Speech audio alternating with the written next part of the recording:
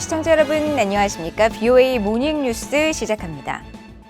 미국과 한국, 또 일본 세 나라 북핵 수석 대표들은 북한의 7차 핵실험 준비 상황을 거듭 확인하면서 북한의 도발에 단호하게 대응할 것이라고 밝혔습니다. 또 북한이 전제 조건 없는 대화의 자리에 나올 것을 거듭 촉구했습니다. 첫 소식 박동정 기자가 보도합니다.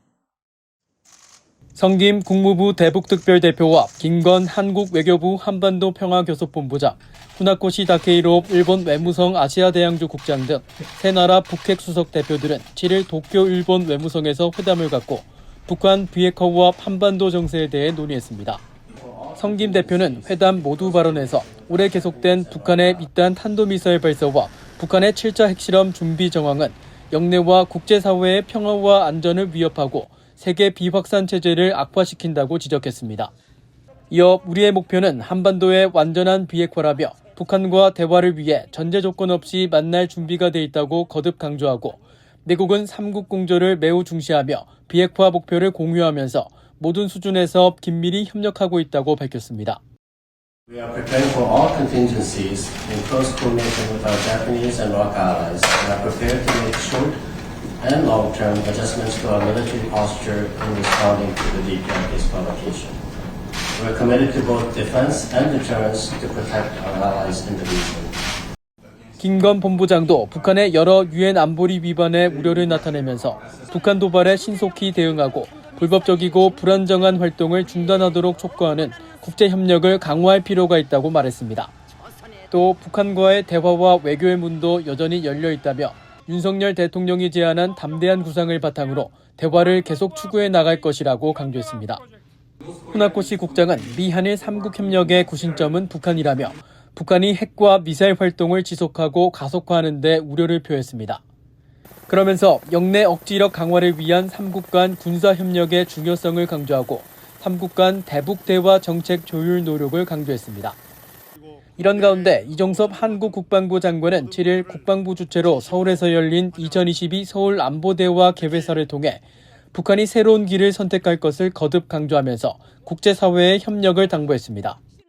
북한이 새로운 길을 선택할 경우 누리게 될 혜택은 무궁무진한 반면 핵과 미사일 개발의 길을 계속 간다면 치러야 할 비용은 막대할 수밖에 없다는 점을 북한이 인식하도록 국제사회가 계속해서 힘을 모아주시기 바랍니다.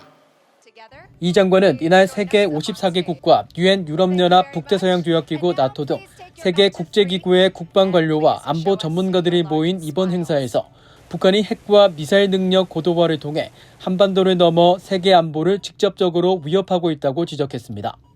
그러면서 한국 정부는 북한이 핵 개발을 중단하면 경제와 민생 개선을 지원하는 담대한 구상을 통해 북한의 변화를 촉구하고 있으며 동시에 미국의 확장 억제 실행력 제고와 한국형 삼축 체계 등 대응 방안을 마련하고 있다고 강조했습니다. BOA 뉴스 박동정입니다. 신범철 한국 국방부 차관과 오카마사미 일본 방위심의관이 7일 서울에서 비공개 양자회담을 갖고 북한 문제 등 양국 간 국방 현안을 논의했습니다. 한국 국방부가 주최한 2022 서울 안보대화 참석을 계기로 마련된 한일 국방차관 양자 대면회의는 지난 2016년 이후 6년 만에 성사됐으며 양측은 이번 회담에서 미래지향적 관점에서 한일 국방협력의 정상화가 필요하다는 데 공감했다고 한국 국방부는 전했습니다. 이어 한반도와 영내 안보 정세에 대해 의견을 교환하고 특히 북한의 핵과 미사일 위협에 대한 억제 대응에서 미한일 안보 협력이 중요하다는 데 뜻을 같이 했다고 밝혔습니다.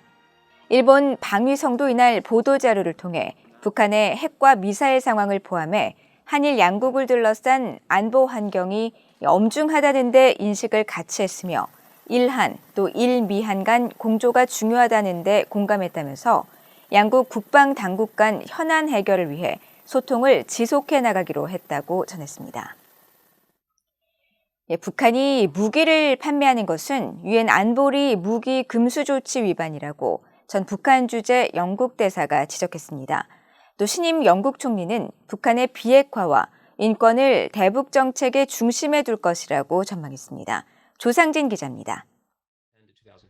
알레스테어 모건 전 북한 주재 영국 대사는 6일 미국의 민간단체인 전미북한위원회와 동서센터가 주최한 화상대담에 참석해 러시아가 우크라이나 전쟁에 사용하기 위해 북한으로부터 수백만 발의 포탄과 미사일을 구매했다는 보도와 관련한 질문을 받았습니다.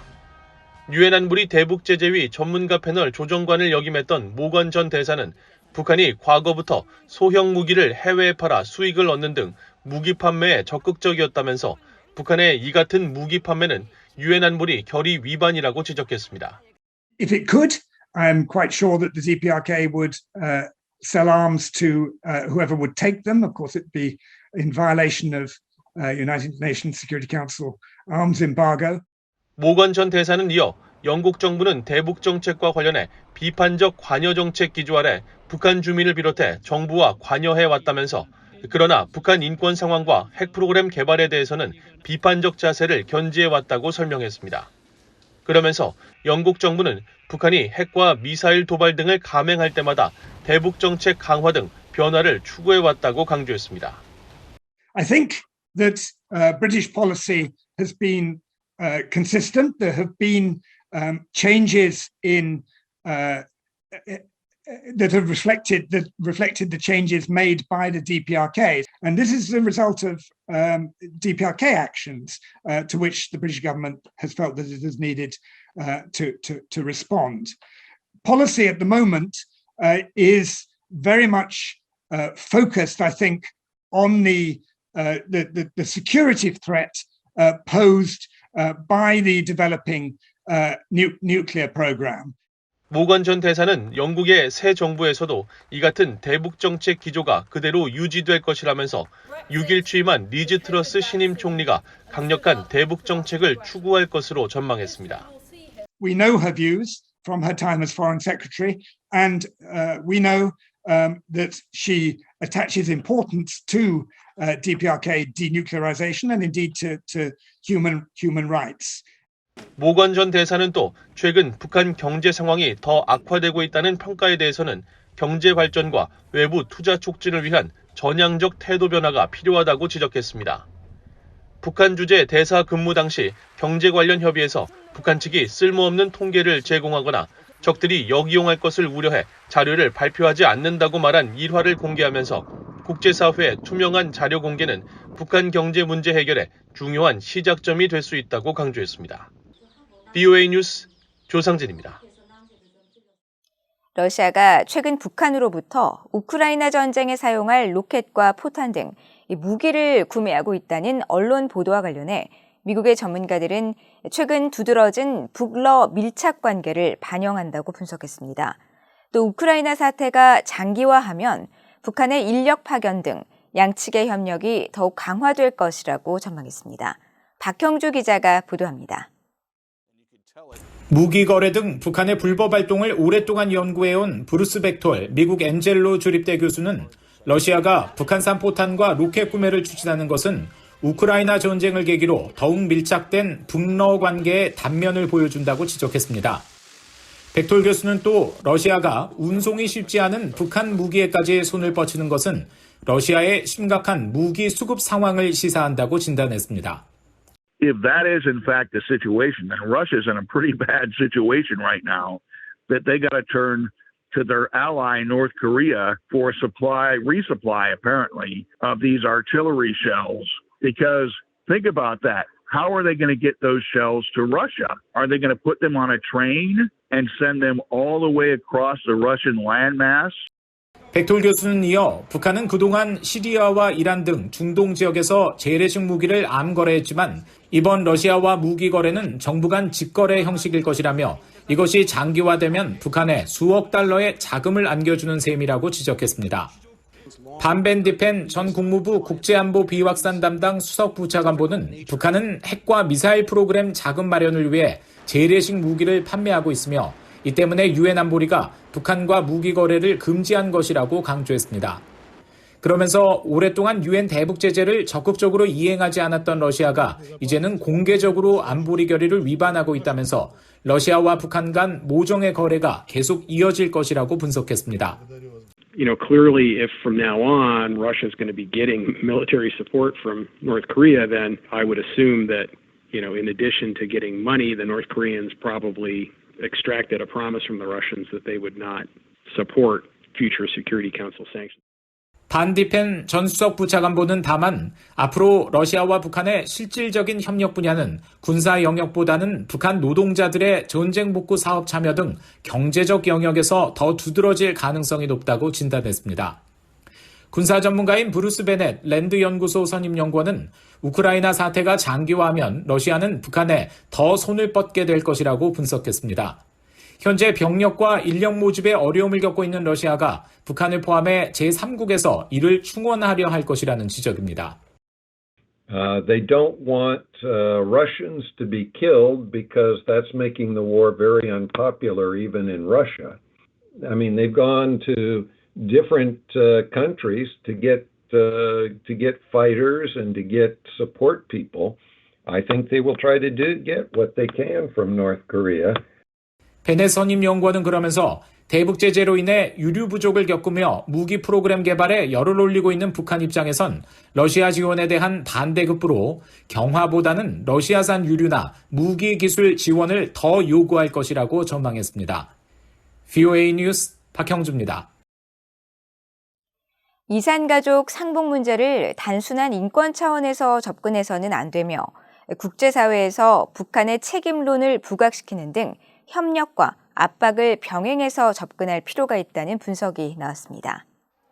한국국가안보전략연구원은 7일 발표한 보고서에서 이산가족 상봉 문제는 더 이상 낙관론과 희망적인 사고만으로는 해결할 수 없다면서 이산가족의 상봉을 막는 북한 정권의 책임론을 부각할 필요가 있다고 제언했습니다.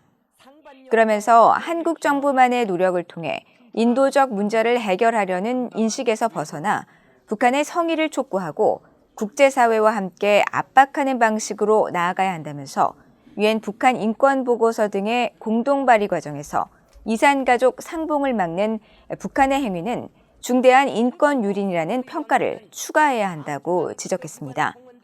보고서는 또 전면적인 생사 확인과 모든 이산가족의 신속한 상봉을 북한에 촉구해야 한다며 이산가족 2세대와 해외 거주 가족을 포함해 중장기적으로는 탈북민에게까지 이산가족 상봉을 확대 적용하는 방안을 검토할 필요가 있다고 강조했습니다. 한국의 전임 문재인 정부 시절 단행된 2022 개정교육 과정의 역사 교과서는 6.25 한국전쟁과 북한 등에 대해 잘못된 역사인식을 학생들에게 심어줄 우려가 있다는 비판이 나왔습니다. 김서구 전 한국통일부 차관은 북한 인권단체인 사단법인 물망초가 7일 서울 프레스센터 외신기자클럽에서 개최한 세미나에서 전임 문재인 정부가 역사 교과서 개정 추진을 통해 6.25 한국전쟁 관련 서술을 빼거나 자유의 개념을 삭제했으며 건국과 한국정부 수립의 역사를 폄훼하는 등 역사 날조를 자행했다고 지적했습니다. 토론에 참석한 이재원 한반도 인권과 통일을 위한 변호사 모임 회장도 북한에 대한 비호와 일본에 대한 무조건적인 비난이 담긴 역사 교과서는 청소년들에게 잘못된 역사인식을 심어줄 수 있다면서 역사 교과서에 대한 수정 보완이 필요하다고 강조했습니다. 발제에 참여한 홍우조 고려대 교육학과 교수도 다수 교사들의 절대 반대를 무시하고 강행한 전임 문재인 정부의 검정 교과서는 완전한 실패작이라고 주장하며 가치와 이념을 가르치는 사회 역사 교과서는 교육 방향과 범위, 용어를 분명히 해야 하며 자유민주공화국 발전을 위한 지식을 함양할 수 있도록 교육하는 것이 바람직하다고 강조했습니다. 이상으로 VOA 모닝뉴스를 모두 마칩니다. 시청해주신 여러분 고맙습니다.